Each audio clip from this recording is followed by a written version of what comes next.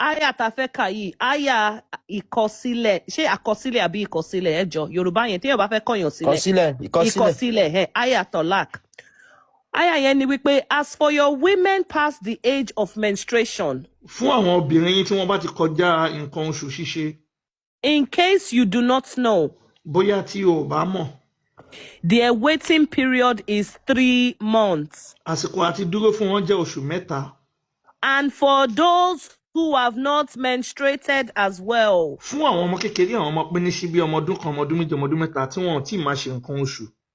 As for those who are pregnant. Àti fún àwọn tó lóyún. Their waiting period ends with delivery. Àsìkò tí wọn tá ti dúró jẹ́ tí àwọn yẹn bá ti bímọ tán lè máa dúró fún wọn. And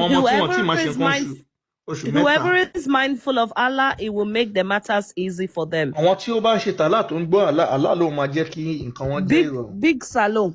Any sùúrù. Ṣebí ti gbọ́n bẹ̀ yẹn, ó ní pé tẹ́ bá fẹ́ kọ obìnrin sílẹ̀ because ẹ jẹ́ explain aya yìí. Ṣé mo pé láyé ìgbà yẹn, a ní pregnancy test.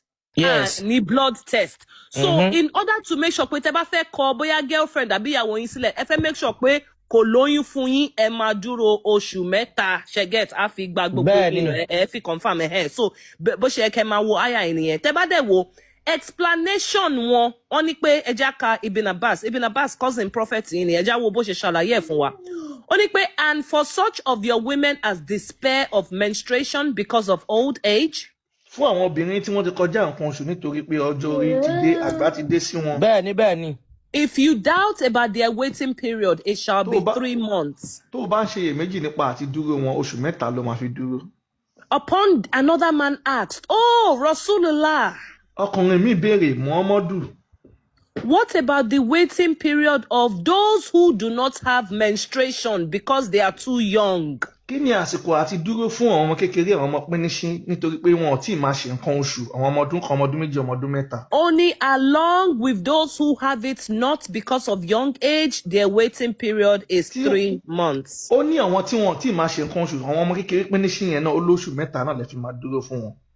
Big Salo, gbogbo àwọn ìmáàmù yín mẹ́rẹ̀ẹ̀rin fọwọ́ sí, ẹ lè bá ọmọ kékeré sùn, ó lè jẹ́ 1, ó lè jẹ́ 2. Ẹgbẹ́ fatwa yẹn wá Àyàmádélékè, bó ṣe lè gbádùn ọmọ òkú. Yes, fatwa yẹn wá. Now, ọmọ òkú wọn lè bá sùn nínú Islam. Ànábì bá Aisha sùn ni.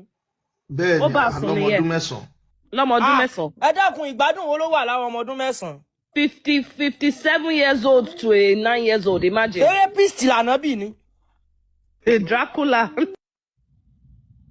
Ẹ gbà mí, Ànábì Muhammad. Ẹgbẹ́ fatwa jáde látó kabi tó ti jáde. Ànábì yìí 13 sallallahu alaihi wasallam sí fún gbogbo ayé yín òun nìyẹn. Now, Big Salo, ẹ jẹ́ ká fatwa yìí o. Ànábì tí ń bá mú ọ. Àwọn pàdé lọ́wọ́ tó bá jẹ́ pé ìdájọ́ wà Ànábì o. Aisha ò bímọ, mo mọ̀ pé Aisha ò bímọ. Ó balẹ̀ ọmọ Ànábì ló falẹ̀ ọmọ ẹ̀ yá. Ó balẹ̀ ọmọ ẹ̀ jẹ́ nípa Gbóná rèpù, ó rèpù Ọ̀ṣun. Ànábì ló falẹ̀ ọmọ ẹ̀ yá. Ẹ̀dùn ọ̀nà sẹ́yìn àwọn Mr. Adépọ̀jù, àwọn Akadip, nígbà tí mo wà ní kékeré, àwọn Akadip tó máa ń sọ yẹn, a máa ń sọ Christian, tó máa ń sọ gbogbo aláwo di Mùsùlùmí tí mo lọ máa ń wò ní Adámọ̀sí. Ṣé àwọn Akadip yẹn wọ́n máa ń wà wọ́n lọ yẹ kán ti rí bàbá MS bàbá, kán ti bá bàbá kan ti sọ MS bàbá di Mùsùlùmí. Gbogbo wọn ò lè gbé Gẹ̀ẹ́sì, wọn bí wọn dà. Wọ́n ti bí wọn dá. Àrídùnú ẹjọ́ ẹ keep quiet, ẹ bá lè keep quiet ká drop yín. Aláwa ìfẹ́ gbé sókè Okay, nǹkan táwọn olórí burúkú Fúlàní yẹn ń ṣe nìyẹn, wọ́n fẹ́ kẹ́kẹ́ gbà Exactly, ìwà Ànábì ni. Wọ́n bẹ́ẹ̀rì principal yẹn torí pé ó jẹ́ Christian. Ìwà Ànábì ni kò sí. Àní Big Salo gbogbo. Ẹ lọ mú voters card yín dání dáadáa o, ẹ lọ dìbò fún Peter Obi o, ẹ má jẹ́ sọ Nàìjíríà di Mùsùlùmí country o. Kò ní ṣẹlẹ̀. Kò lè ṣẹlẹ̀, kò tí ẹ lè ṣẹlẹ̀ láyéláyé. Ó yá, Big Salo, ẹ gbọ́ lè. Màá lọ fi sórí ìbáwò mi, Islam is fake. Màá lọ fi sórí ìbáwò tèmi náà. Big Salo, ẹ gbọ́ lè. Gbogbo àwọn pàṣẹ mi tó ń kírun, ẹ má kírun mọ́ o. Ẹ sọ fún Big Salo kó gbọ́ lè. Big Salo, ẹ tún gbọ́ ilé ìná, ọmọ tó ń mọyàn lọ́wọ́, ẹ máa gbọ́. So, fatwa tá n ká yẹn. Ànábì láìkí ọyàn. Ànábì fẹ́ yín òjò. So, question yẹn, wọ́n bí question, wọ́n ní pé, is marriage with a breastfeeding girl permitted? Wọ́n ní nínú Islam ṣé ọmọ kékeré tó ń mu yàn lọ́wọ́, ọmọ tó ṣẹ̀ṣẹ̀ bí tó ń mu ọmú lọ́wọ́, wọ́n ní ṣé àyè wà láti fẹ́ ọmọ náà nínú Islam. Only if so, is it allowed to derive sexual pleasure from her?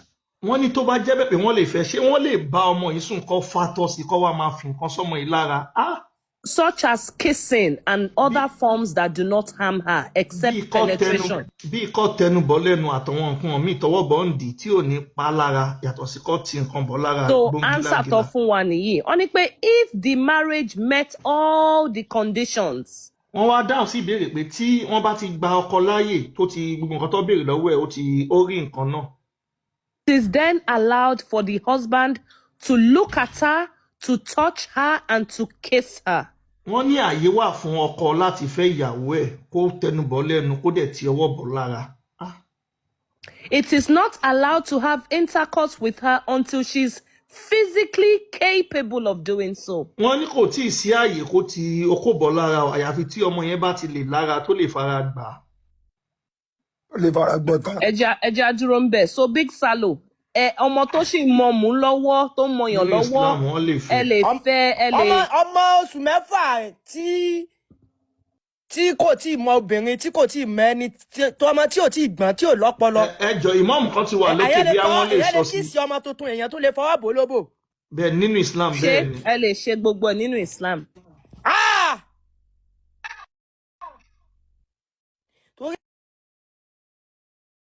Bẹ́ẹ̀ ni rapist fi pọ̀ jù ní Nàìjíríà. Àwọn people full àwọn tó lọ máa ń ṣe bòròró yẹn náà ní Lebanon wọ́n máa ń ròyìn nǹkan tó àwọn Fúlàní àwọn òyìnbó àwọn Arábù yẹn máa ń fojú àwọn ọmọ wa tó bá lọ ṣiṣẹ́ ń bẹ̀. Wọ́n máa ń ròyìn nǹkan tó máa ń fojú wọn rí. Àwọn ọmọ tí lọ máa ń ṣe kíló kọ kíní ìtàn lọ máa ń ṣe ní Lebanon ní Oman ní Saudi Arabia Sagala wọ́n ní nǹkan tó ń fojú àwọn ọmọ Sagala yẹn náà rí ńkọ́. Káwọn ọmọ bá sì wá ṣiṣẹ́ ní Canada bí wọ́n máa lo mọ́tò àwọn Sagala Canada ń lo mọ́tò wọ́n nílé wọ́n ti gba mọ́gẹ́jì lé wọ́n sanwó lé wọn lọ. Àwọn ọmọ Sagala là ń do Canada ọmọ wo kò tó rí báńkà ní Canada ẹ̀mí ẹ̀ ó fẹ́ já sí méjì. Ok sẹ́yìn ó ra ọmọ Sagala Egypt yóò lọ fi ọmọ èyí Sagala Egypt Sagala Canada yìí ó lè sọ pé Sagala ní láyé ó nílé Lẹ́kì. Ibi tí Islam bá ti wọ̀ lóòótọ́ orí burúkú ni máa ń wọ̀ bẹ̀. Ogun náà ń jà Lebanon, ogun náà ń jà Palestine, ogun náà ń jà lẹ́yìn. Ẹ jẹ́ ká fún àfáà yẹn láyè kí àfáà yẹn sọ̀rọ̀. Ẹ̀yin ẹ bá wa mute bẹ́ẹ̀ ẹ máa gbọ́ àwọn àfáà yín o. Àfáà rí dunu ẹ lè ṣí máìkì yín àfáà. Àfáà tó bá dì wo ọbẹ̀ sórí ibú tó bá dì fẹ́ǹdì ibi tánà bíi ti dóbò tó ń lọ́dún ọmọ kékeré. Ó ṣì ń roll kò sí ìwọlé tán bí ó ṣì ń roll so bóyá network àfáà yẹn ò strong tó. Ẹ bọ́ Salo lè invite àfáà yìí náà. Wọ́n ti fẹ́ dẹ́mi ẹ̀ ló gbòdò. Èmi àfáà tó àmọ́ ọ̀pẹ nínú gbogbo àwọn tó ń wò wáyìí àwọn àfáà wà ń bẹ̀ tó ń ara kan àfáà kan ní kọ́mẹ́sẹsẹ kan wá sókè kan wá dìfẹ́ǹdì ànábì. Ọbaṣọlá mo kí yín sà. Ẹjọ́ ibo ànábì ti jalè mo bẹ́ẹ̀ mọ̀. Big Salo ẹ lọ mọ mi tútù ẹ calm down a sì ní many information ẹ calm down ẹ máa gbọ́ o. Big Salo Abuja ń bọ̀. Ọ̀yá. Big Salo ṣe rí àwọn àfáà níbí báyìí ẹ̀rù ti ń bá wọn mọ̀ pé kò sí nǹkan táwọn bá wá bí táwọn ò jẹ́ gbà lọlé. Ìkẹyọ kan lẹ́wà lè sí fún wa.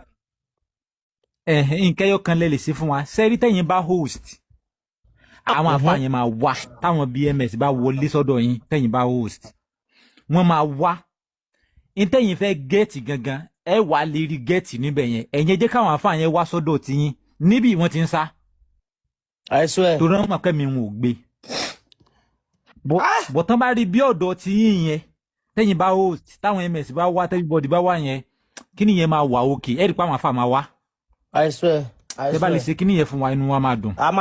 máa ṣe fún yín ní ṣe kẹ̀ sẹ́yìn pé mi gan wọ live video nítorí pé ọ̀rọ̀ tí olówó Èkó mo máa ń rí wọn lẹ́fù IP mi dáadáa àti MS Baba but ìgbà tí mo kọ́kọ́ máa ń wo MS Baba èmi máa ń ṣépè fẹ́ MS Baba ni pé ìwé èèyàn wọlé lé tí ó máa gbé ànábì ṣépè ṣùgbọ́n ìgbà tí mo tún wá rí tolówó Èkó olówó Èkó bá délé Haúsá pípa náà pàlàyé ẹ mọ̀ lọ Nàìjíríà o ṣé olówó Èkó ìtọ́jú máa ń sọ̀rọ̀ àwọn ànábì ti ṣòfò máa kọ́ fọ́ pé ànábì ṣòfò kẹ̀ bọ̀ nígbà tí mi náà wá farabalẹ̀ dáadáa mo rí i pé lórí ibú lànábì bóòlù yóò ṣe dúró ọmọ ọdún mẹ́fà èyí ó sì máa dúró ọmọ ọdún mẹ́sàn-án ká máa fọwọ́ lọ ọmọ tuntun lóbò nínú ẹ̀sìn ṣẹ́sìn nìyẹn ẹ̀yin bá ṣẹ́sìn nìyẹn